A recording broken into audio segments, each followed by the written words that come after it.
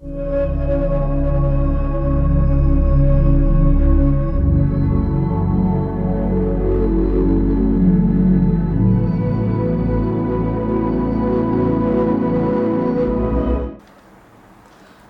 വീണ്ടും പുതിയൊരു വീഡിയോയിലേക്ക് സ്വാഗതം. ഇന്ന് നമ്മൾ പരിചയപ്പെടുത്തുന്നത് ഇതിനു മുമ്പ് ചെയ്ത 12 വോൾട്ട്, 24 വോൾട്ട്, 48 വോൾട്ട്, അതായത് സോളാർ ചാർജ് കൺട്രോളായ MPPTയുടെ അസംബ്ലിംഗ് വീഡിയോയിലെ 3 ഭാഗങ്ങളാണ് ആദ്യത്തെ സീരീസിൽ ചെയ്തത്. അവസാനത്തെ സീരീസിൽ ചെയ്തത് 60 വോൾട്ട്, 72 വോൾട്ട്, 84 വോൾട്ട്, 96 വോൾട്ട്. അപ്പോൾ ഈ ആദ്യത്തെ സീരീസിൽ ഒരു വോൾട്ടേജിന്റെ സെക്ഷൻ ചെയ്യാൻ നമ്മൾ വിട്ടുപോയതാണ്. ഞാൻ ചെയ്തിട്ടുണ്ടെന്ന് വിചാരിച്ചാണ് അത് പിന്നീട് ചെയ്യാഞ്ഞത്. അതുപോലെ തന്നെ 36 വോൾട്ട് കൂടുതലും ആളുകൾ അന്വേഷിക്കാറുമില്ല, ചോദിക്കാറുമില്ല. അതുകൊണ്ടാണ് അത് വിട്ടുപോയത്. അപ്പോൾ നമ്മളിവിടെ 36 വോൾട്ടിൻ്റെ 40 ആംപിയറിൽ 1500 വാട്ട് ലോഡ് ചെയ്യാവുന്ന സോളാർ ചാർജ് കൺട്രോളർ അല്ലെങ്കിൽ MPPT ആണ് അസംബിൾ ചെയ്യുന്നത്. അപ്പോൾ നമ്മൾ വീഡിയോയിലോട്ട് കിടക്കുന്നതിന് മുമ്പായിട്ട് നിങ്ങൾ ഈ ചാനൽ ആദ്യമായിട്ടാണ് കാണുന്നതെങ്കിൽ, അല്ലെങ്കിൽ നിങ്ങൾക്ക് ഈ വീഡിയോ ഇഷ്ടമാണെങ്കിലോ ഉപകാരപ്രദമാണെങ്കിലോ ലൈക്ക് ചെയ്യുകയും ഷെയർ ചെയ്യുകയും സബ്സ്ക്രൈബ് ചെയ്യുകയും കൂടാതെ ഞാനിടുന്ന വ്യത്യസ്തമായിട്ടുള്ള ടെക്നിക്കൽ വീഡിയോകൾ നിങ്ങൾക്ക് ഉടൻ തന്നെ ലഭിക്കുന്നതിനായി താഴെയുള്ള ബെല്ലൈക്കൻ എനേബിൾ ചെയ്യണമെന്നുകൂടി അഭ്യർത്ഥിക്കുന്നു. നമുക്ക് നേരെ വീഡിയോയിലേക്ക് പോകാം. അപ്പോൾ നമ്മളിവിടെ അസംബിൾ ചെയ്യാൻ പോകുന്നത് 36 വോൾട്ടിന്റെ MPPT ആണ്. അപ്പോൾ നമ്മൾ ഈ A to Z അസംബ്ലിങ്, അതായത് റെസിസ്റ്റർ ഇടൽ, ഡയോഡ് ഇടൽ, കപ്പാസിറ്റർ ഇടൽ, ട്രാൻസിസ്റ്റർ ഇടൽ, IC ഇടൽ, ഇതൊക്കെ ഇതിനു മുമ്പത്തെ വീഡിയോയിൽ ചെയ്തത് കൊണ്ട് നമ്മൾ ഇത് ജസ്റ്റ് ഒന്ന് പരിചയപ്പെടുത്തുകയാണ്. കാരണം നിങ്ങളിത് ഈ ഒരു ബോർഡാണെങ്കിൽ ഈ ബോർഡിൽ മെൻഷൻ ചെയ്തിരിക്കുന്നത് പോലെയും നമ്മൾ കാണിക്കുന്ന ചാർട്ട് പ്രകാരവും അസംബിൾ ചെയ്ത് കഴിഞ്ഞാൽ യാതൊരുവിധ കൺഫ്യൂഷനും ഇല്ല.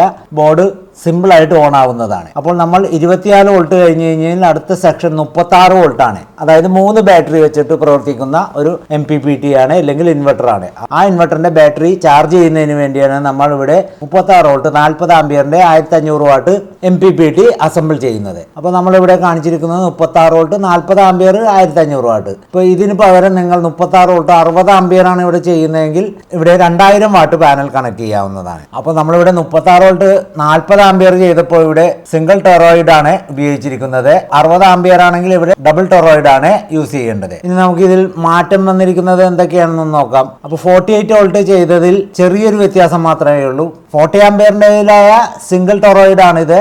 48 വോൾട്ടിൽ നമ്മൾ 60 ആംപിയർ കാണിച്ചേക്കുന്നുണ്ട് ഡബിൾ ടൊറോയിഡ്. അപ്പോൾ ടൊറോയിഡിന്റെ കാര്യം വിട്ട് കഴിഞ്ഞ് കഴിഞ്ഞാൽ ബാക്കിയുള്ളതിൽ നിന്നും വലിയൊരു വ്യത്യാസമില്ല.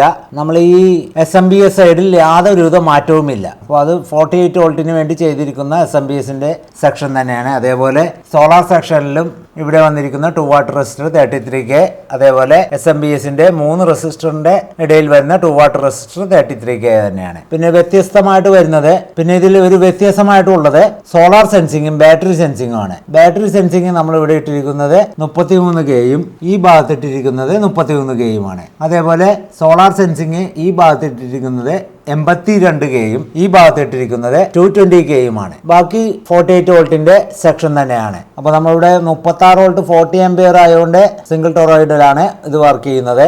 അപ്പോൾ ഇതിൽ കുറച്ചുകൂടി വ്യക്തമായിട്ട് പറയുകയാണെങ്കിൽ ഈ ഭാഗത്തെ 3 ഹോളുകളുണ്ട്. അപ്പോൾ ഒരു ഹോളിന്റെ ഇടയിലാണ് സിംഗിൾ ടൊറോയിഡ്. 2 ഹോളിന്റെ സെൻട്രലിലെ ഹോൾ വിടുകയാണെങ്കിൽ 2 ടൊറോയിഡിന്റെ സ്പേസ് ആണ് ഇട്ടിരിക്കുന്നത്. ഇനി നമ്മൾ ഈ ഭാഗത്തോട്ട് വരുമ്പോൾ ഇവിടെയാണ് സോളാർ സെൻസിങ്ങും ബാറ്ററി സെൻസിങ്ങും, അതേപോലെ ഇവിടെയാണ് സോളാർ സെൻസിങ്ങും ബാറ്ററി സെൻസിങ്ങും. SMBS സെക്ഷൻ ഈ ഭാഗത്താണ്. അപ്പോൾ ഇതിൽ നമ്മളിവിടെ 24 വോൾട്ടിന്റെ SMBS ട്രാൻസ്ഫോമർ ഇട്ടിരുന്നെങ്കിൽ ഇവിടെ ഇടേണ്ടത് 36 വോൾട്ടിന്റെ SMBS ട്രാൻസ്ഫോമർ ആണ്. അപ്പോൾ ആ ഒരു വ്യത്യാസവും ഇതിൽ വന്നിട്ടുണ്ട്. അപ്പോൾ അതേപോലെ തന്നെ നിങ്ങൾ ഈ ഒരു PCBയിലാണ് ഈ ഒരു MPPT അസംബിൾ ചെയ്യുന്നതെങ്കിൽ നിങ്ങൾക്ക് 36 വോൾട്ട് കഴിഞ്ഞ് കഴിഞ്ഞാൽ അടുത്ത സെക്ഷനായ 40 വോൾട്ട് ചെയ്യാം, അതേപോലെ 60 വോൾട്ട് ചെയ്യാം, 72 വോൾട്ട് ചെയ്യാം, 84 വോൾട്ട്, 96 വോൾട്ട്. അപ്പോൾ നമ്മളിവിടെ ഇതിനു മുമ്പും പറഞ്ഞിട്ടുണ്ട് 12 വോൾട്ട് മുതൽ 96 വോൾട്ട് വരെ ചെയ്യുന്നതിന് ഈ ഒരു PCBയോ ഇല്ലെങ്കിൽ ഈ അസംബിൾ ചെയ്ത് വെച്ചിരിക്കുന്നതിൽ ഒരു ചെറിയ മാറ്റം മാത്രമേ വരുന്നുള്ളൂ. അതായത് ബാറ്ററി സെൻസിങ്ങും സോളാർ സെൻസിങ്ങും, അതേപോലെ SMBS സെക്ഷൻ. അപ്പോൾ SMBS സെക്ഷനിൽ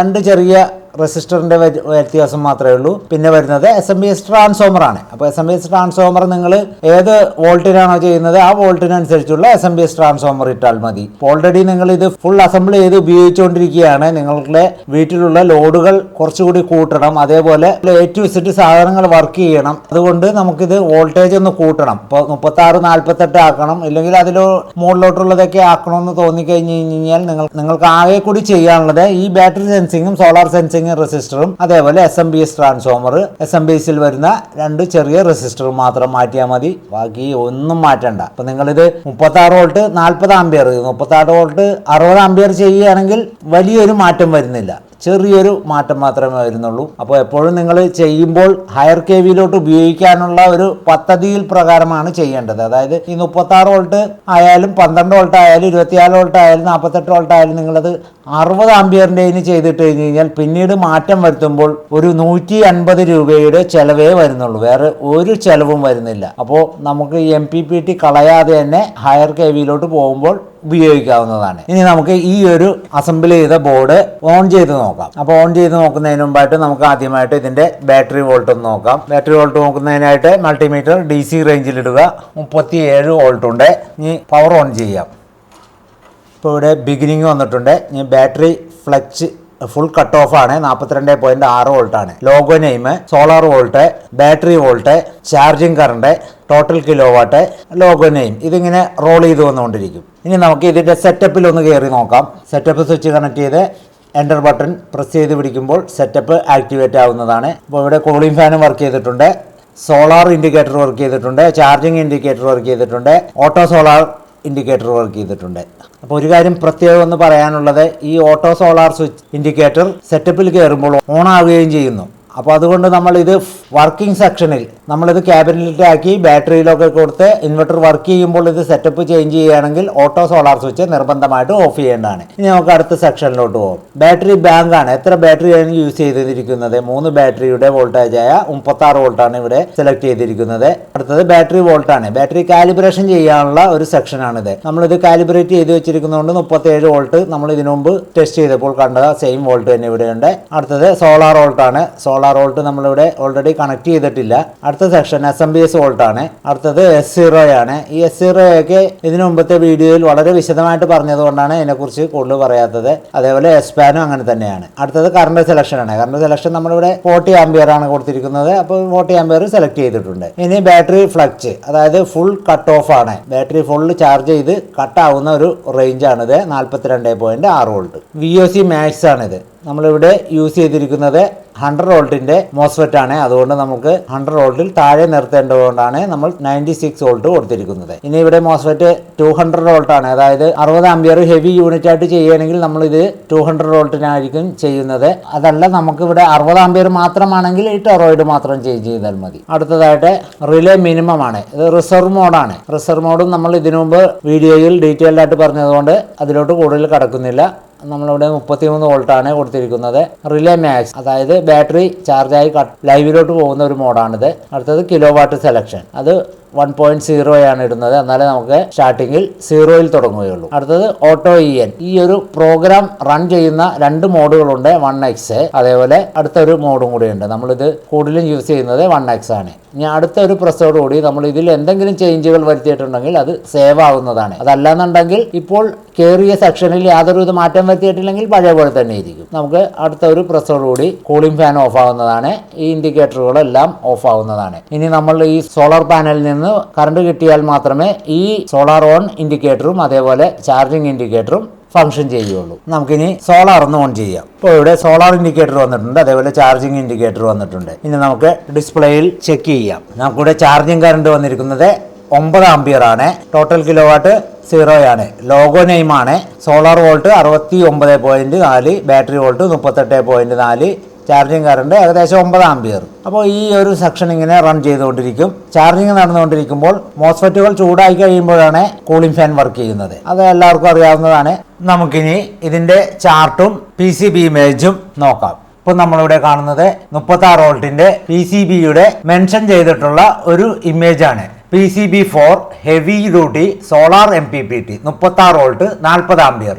നമുക്കിതിൽ മാറ്റം വന്നിരിക്കുന്ന കാര്യങ്ങളൊക്കെ ഒന്ന് നോക്കാം. ഇപ്പോൾ ഇതിനു മുമ്പ് നമ്മൾ കാണിച്ചിട്ടുള്ള 48 വോൾട്ട് 60 ആംപിയറിൽ ചെറിയൊരു വ്യത്യാസം മാത്രമേ ഉള്ളൂ. അപ്പോൾ നമുക്കിവിടെ ആദ്യമായിട്ട് SMPS സെക്ഷൻ നോക്കാം. ഇവിടെ SMPS ട്രാൻസ്ഫോമർ ഇതിനു മുമ്പ് നമ്മൾ ചെയ്ത 96 വോൾട്ടിലാണ് കിടക്കുന്നത്. അപ്പോൾ ഈ ഒരു ട്രാൻസ്ഫോമർ നിങ്ങൾ 36 വോൾട്ടിൽ ആക്കേണ്ടി വരും. ഈ ഒരു ട്രാൻസ്ഫോമർ ഇവിടെ 36 വോൾട്ടിന്റെയാണ് ഇടേണ്ടത്. അതേപോലെ 48 വോൾട്ടിൽ ചെയ്ത സെയിം റെസിസ്റ്റർ വാല്യൂ ഒക്കെ തന്നെയാണ് ഇവിടെ ഉള്ളത്. ഇതിൽ നിന്നും യാതൊരു വ്യത്യാസവും ഇല്ല. പിന്നെ ഇതിലൊരു വ്യത്യാസം വന്നിരിക്കുന്നത് സോളാർ സെൻസിങ് ബാറ്ററി സെൻസിങ്. ഇവിടെ സോളാർ സെൻസിങ് ഈ ഭാഗത്ത് ഇട്ടിരിക്കുന്നത് 82Kയും ബാറ്ററി സെൻസിങ് 33Kയുമാണ്. ഇനി അടുത്ത സെക്ഷനായ ഈ ഒരു ഭാഗത്തോട്ട് വരികയാണെങ്കിൽ ഇവിടെ സോളാർ സെക്ഷനിൽ 470Kയും ബാറ്ററി സെൻസിങ്ങിൽ 68Kയും. ഇപ്പോൾ ഇത് രണ്ടും ഒന്ന് തന്നെയാണ്. ഇവിടെ ഇങ്ങനെ സീരീസ് ആയിട്ടാണ് ഈ രണ്ട് സെക്ഷനും വരുന്നത്. ഇപ്പോൾ ഇവിടെ ഇങ്ങനെ രണ്ട് സെക്ഷൻ ആയിട്ട് ഇട്ടിരിക്കുന്നത് നമുക്ക് റെസിസ്റ്റർ അഡ്ജസ്റ്റ്മെന്റ് ആണ് ഇവിടെ കൊടുത്തിരിക്കുന്നത്. അപ്പോൾ ഒരു സിംഗിൾ റെസിസ്റ്ററിൽ നമുക്ക് ഇത് അഡ്ജസ്റ്റ് ആയില്ലെങ്കിൽ സീരീസ് കൊടുക്കാൻ വേണ്ടിയാണ് രണ്ട് സെക്ഷൻ ഇട്ടിരിക്കുന്നത്. അപ്പോൾ ബാറ്ററി വോൾട്ട് നമ്മൾ ചേഞ്ച് ആക്കുന്നതനുസരിച്ച്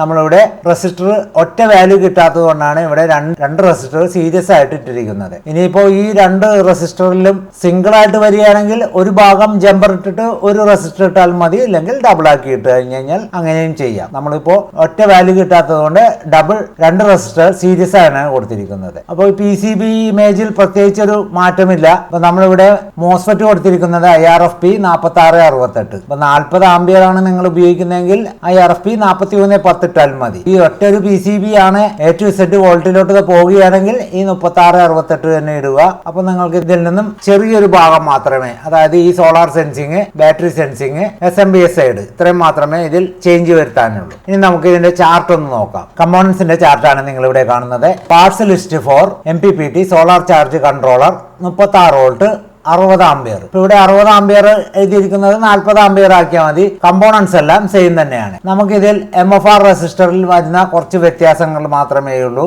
അതിൽ 48 വോൾട്ടിന് ചെയ്തതിൽ നിന്നും വ്യത്യസ്തമായിട്ട് ആ ബാറ്ററി സെൻസിങ്ങും സോളാർ സെൻസിങ്ങിലും മാത്രമേ ചെറിയൊരു വ്യത്യാസം വരുന്നുള്ളൂ. അതായത് 33Kയ്ക്ക് അത് തന്നെയാണ്. കൂടാതെ വരുന്നത് 68Kയും 33Kയും 82Kയും 220Kയും. ബാക്കിയുള്ള സാധനങ്ങളെല്ലാം സെയിം തന്നെയാണ്. ഇപ്പൊ നമ്മളിവിടെ മോസ്ഫെറ്റ് സൈഡിൽ IRFP 4668 ഇത് 60 ആംപിയറിന് വേണ്ടിയാണ് ഇവിടെ കൊടുത്തിരിക്കുന്നത്.